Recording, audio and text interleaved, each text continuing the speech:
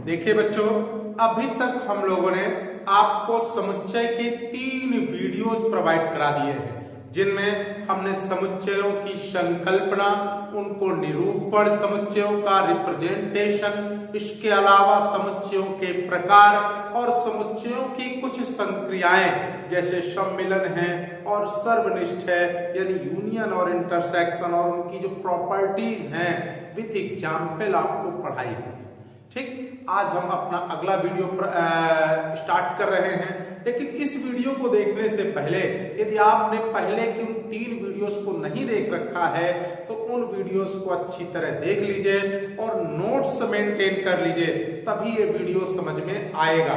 चलिए स्टार्ट करते हैं। आज हम पढ़ते हैं समुच्चयों का अंतर।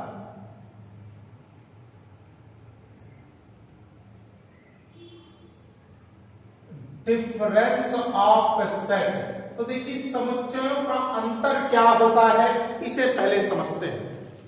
दो समुच्चयों का अंतर एक ऐसा समुच्चय होता है जिसमें पहले समुच्चय के वे अवयव उपस्थित होते हैं जो दूसरे में ना हो। एक बार फिर से, दो समुच्चयों का अंतर एक ऐसा समुच्चय होता है जिसमें पहले समुच्चय के वे अवयव उपस्थित होते हैं जो दूसरे में ना हो। चल देखें बेटा, यदि दो समुच्चय ए तथा क्या है बी है, तब उनका अंतर a माइनस बी अथवा b माइनस ए होगा। यानी उनका अंतर क्या होगा, a माइनस बी अथवा b माइनस ए होगा। अब थोड़ा सा एग्जाम्पल देख लेते हैं बच्चों।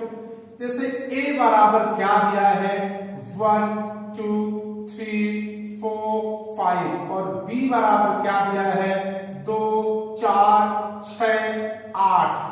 इसलिए अगर मैं a माइनस बी निकालूं तो क्या है, a में 1 2 3 4 5 माइनस क्या बेटा 2 4 6 8। तो ध्यान से देखिए, मैंने क्या बताया, अंतर क्या, पहले के वे अवयव जो दूसरे में ना हो। फिर से एक बार रिपीट कर रहा हूं, पहले समुच्चय के वे अवयव जो दूसरे में ना हो। तो आप देखिए पहले के कौन कौन से हैं जो दूसरे में नहीं है। तो देखिए 1 है जो दूसरे में नहीं है, 3 है जो दूसरे में नहीं है, 5 है जो दूसरे में नहीं है। दूसरे से मुझे कोई मतलब नहीं कि 6 8 है, उनसे मुझे कोई दिक्कत नहीं। प्रॉब्लम क्या, पहले के वे अवयव जो दूसरे में ना हो वही उसका क्या होता है, अंतर समुच्चय। तो एक बार फिर से डिफाइन करते हैं।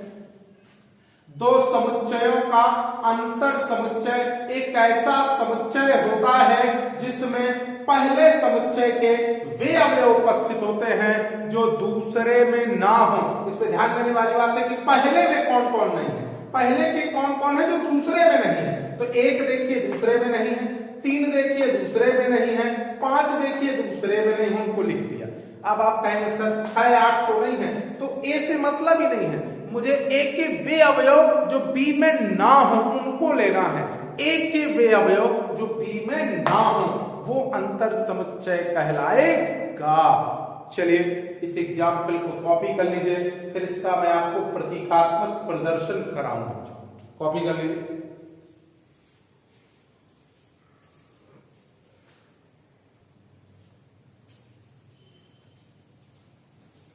देखिए, चलिए इसका प्रतीकात्मक प्रदर्शन देखते हैं। तो इसी का प्रतीकात्मक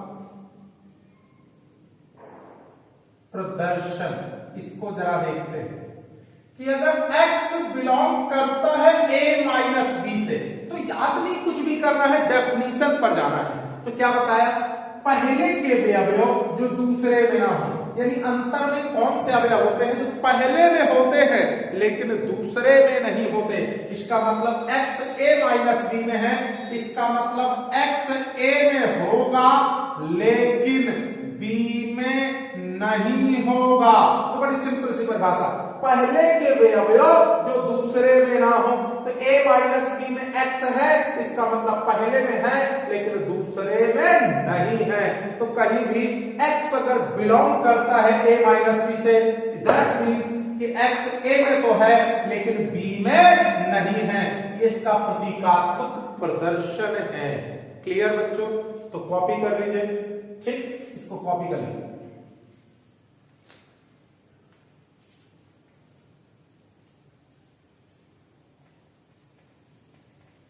चलिए अगला टॉपिक शुरू करते हैं, पूरक समुच्चय।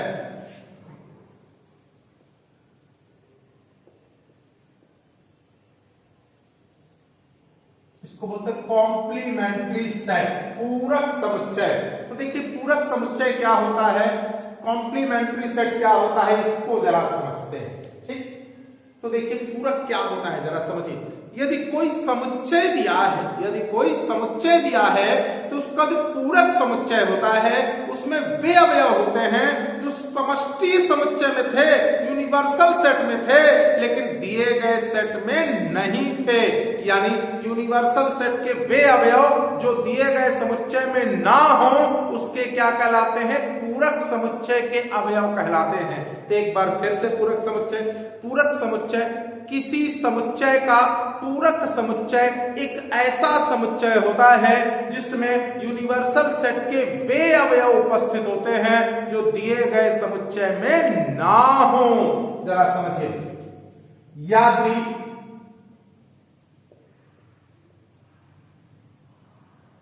समुच्चय ए हो तो जो पूरक समुच्चय होता है यानी कॉम्प्लीमेंट्री सेट होता है उसको ए डैश अथवा ए की पावर सी, इसको सफिक्स में सी बोलते हैं, ए डैश अथवा ए की पावर सी से निरूपित करते हैं, से निरूपित करते हैं।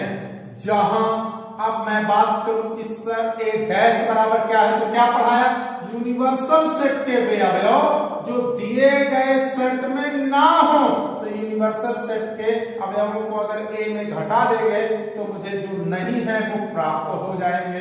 इसे ए डैश अथवा ए की पावर सी से क्या करते हैं, निरूपित करते हैं। एक एग्जाम्पल ले लेते हैं, जैसे ए बराबर दिया है मुझे 1 3 5 7 9 और u बराबर दिया है 1 2 3 4 5 6 7 8 9 10। तब पूरक समुच्चय ए की पावर सी अथवा इसी को क्या कह देते हैं, ए डैश बराबर, तो क्या बताया, u माइनस ए। तो u के वे अवयव जो a में ना हो तो u को 1 2 3 4 5 6 7 8 9 10 माइनस ए। ए के कौन कौन है, 1 3 5 7 9। तो जरा घटाइए, क्या क्या बचेंगे, ए के वे अवयव, सॉरी u के वे अवयव जो a में ना हो तो बताइए कौन कौन से बचे, 2 बचे, 4 बचे, 6 बचे, 8 बचे, 10 बचे। ये क्या निकल आया, एक डैश, और यही क्या हो गया आंसर, पूरक समुच्चय। तो पूरक समुच्चय बड़ा सिंपल सा क्या होता है, यूनिवर्सल सेट के वे अवयव जो दिए गए समुच्चय में ना हो पूरक समुच्चय कहलाते हैं। इसको कॉपी कर लीजिए, इसका प्रतीकात्मक प्रदर्शन बताते हैं आपको, कॉपी कर लीजिए।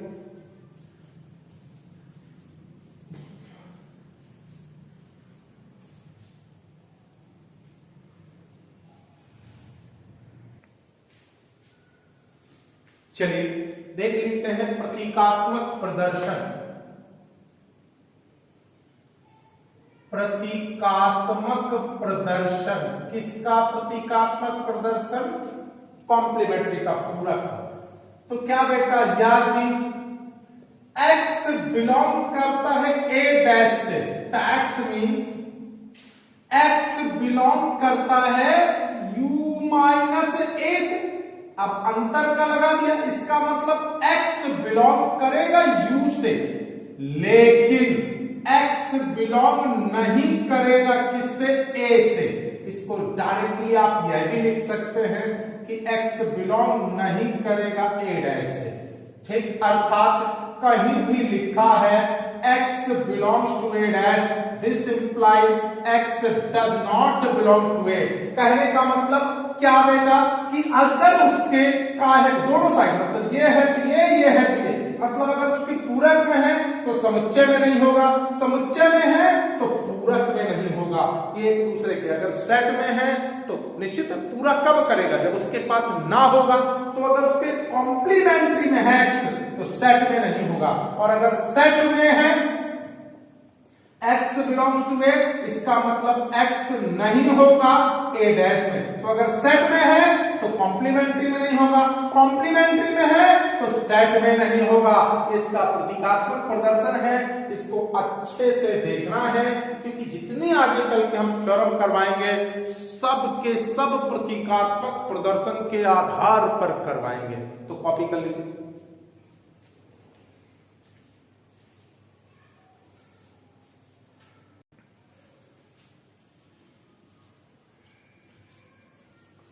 चलिए देखिए, देखते हैं अगला सममित अंतर, इसको बोलते हैं सिमेट्रिक डिफरेंस। सममित अंतर, सिमेट्रिक डिफरेंस, ये क्या होता है इसको जरा देखते हैं। सममित अंतर, सिमेट्रिक डिफरेंस, ये क्या होता है, जरा इसको ध्यान से गौर से देखते हैं, समझिए। दो समुच्चयों का सममित अंतर जो होता है, देखिए जरा सा याद दी, दो समुच्चय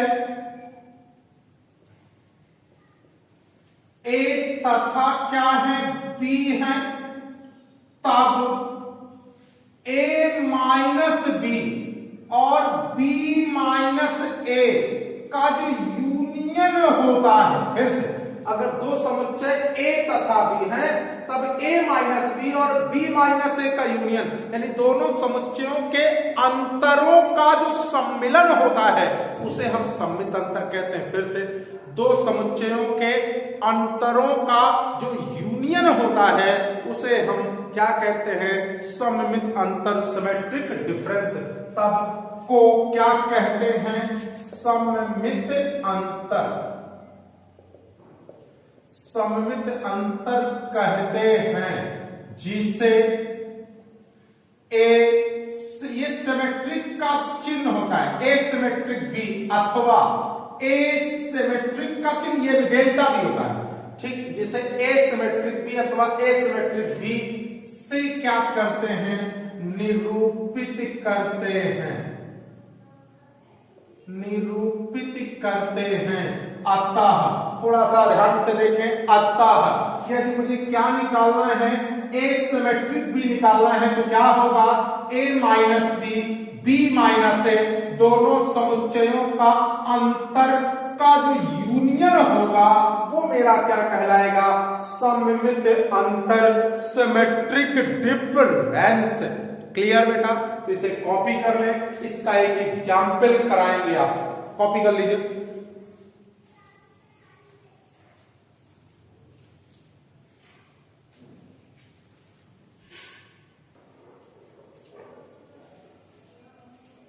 आइए बेटा, सममित अंतर का एक एग्जाम्पल देख लेते हैं।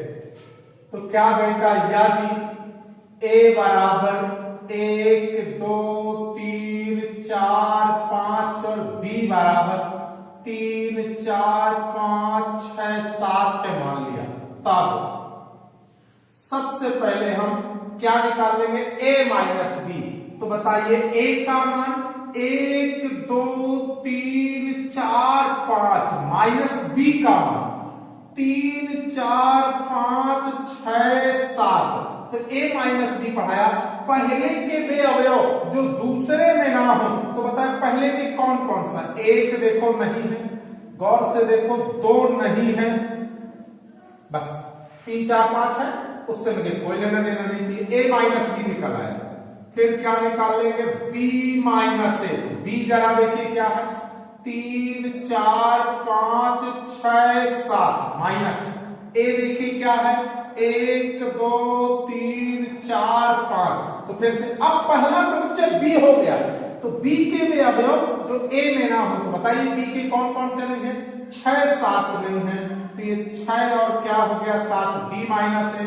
इसलिए क्या बेटा सममित, क्या बच्चों अंतर यानी symmetric difference, A symmetric B बराबर पढ़ाया A minus B union B minus A. तो ए माइनस बी का मान क्या है 1,2 यूनियन बी माइनस ए का काम क्या है 6 7। इनका यूनियन में क्या होता है सभी अवयव दोनों समुच्चयों के, इसके भी सारे अवयव इसके भी, तो 1 2 6 7 और यही मेरा क्या हो जाएगा आंसर, जिसे हम सममित अंतर कहते हैं। तो सबसे पहले मुझे ए और बी दिए हैं, तो मैं सबसे पहले क्या निकालूंगा ए माइनस बी, फिर क्या निकालूंगा बी माइनस ए, और फिर ए माइनस बी और बी माइनस ए का जो यूनियन होगा वो मेरा कहलाएगा सममित अंतर। कॉपी कर लीजिए।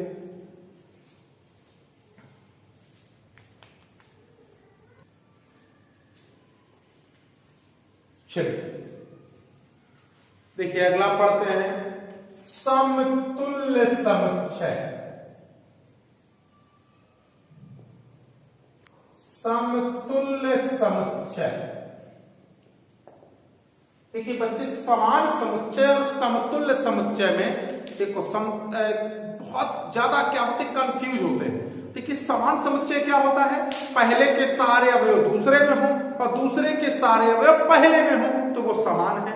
और समतुल्य में क्या होता है, यदि पहले समुच्चय में और दूसरे समुच्चय में अवयवों की संख्या समान है, अवयव ना समान हो, अवयवों की संख्या समान है, if number of element is equal in both set, ठीक, देन क्या कहलाते हैं इक्विवेलेंट सेट, समतुल्य समुच्चय कहलाते हैं।